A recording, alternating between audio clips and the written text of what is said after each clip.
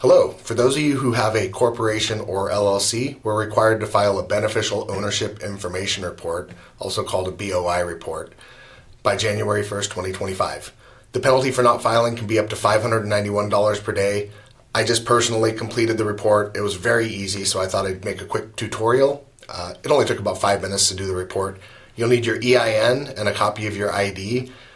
And if you don't know, FINCEN deals with anti-money laundering, organized crime financing, terrorist financing, that kind of stuff. So that's where this originates. So when I did it, I just went to Google. I Googled FINCEN Beneficial Ownership Report. You can see here, and you can see the FINCEN link that came up here. There's some sponsored links. Click on that. I'll go through it very quickly. Right here, file a report using the BOI e-filing system.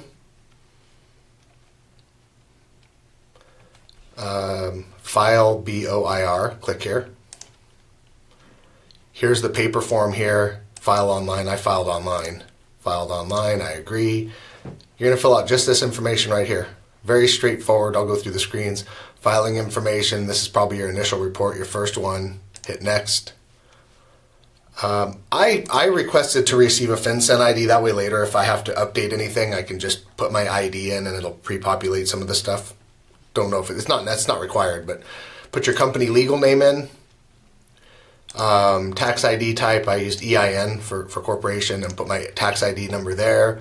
Country, address, hit next. Company applicants, that's the person filling out the form, that's me, that's you. If you're filling out the form, that's you.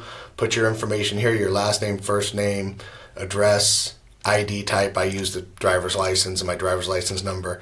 And then check here to upload your ID.